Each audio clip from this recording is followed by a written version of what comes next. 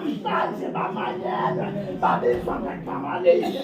Ithi incwadi yaka-Isaya, buyani bonyana bami abangamaphanga kuba namhlanje ndinisekile ngalo igazi likaYesu kugqityiwe.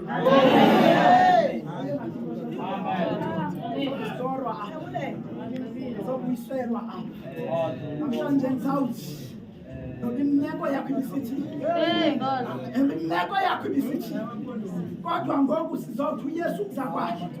Ewe ibikugqiba kokuba mayenzeke lena. Uthi uYesu akubona uPetros ebewashazela wathi leni taski igqitywe ngamazulu andizawubelana nayo nina ngoba bendizawukhala ngifowunele ekhaya xa bekuyinecessary buyiselani ikrele ngoba kugqityiwe.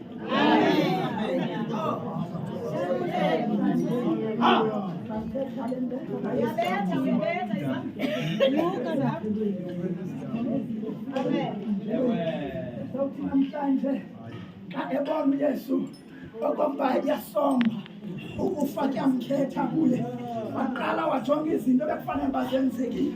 Uthi xa ifika kwifayili yakhe ubhishophu wam wafumaniseka okokuba unyana nonina udityanisiwe. Uthi xa ifika wabona okokuba laa ncwadi kaPetros athi imhla omnye ulingana ne-1,000 days kuThixo. Wathi nali ibhadalwa nelinyaka ngomzuzu wakugqibela lasindiswa langena ebukumkanini bakaThixo kugqityiwe.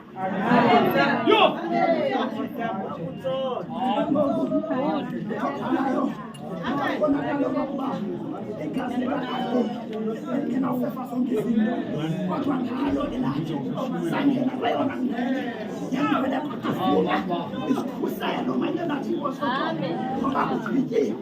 Thixo yam kwanyanzeleka kwakuThixo makangqwale ngoba ifika le nkwenkwe iyambophelela.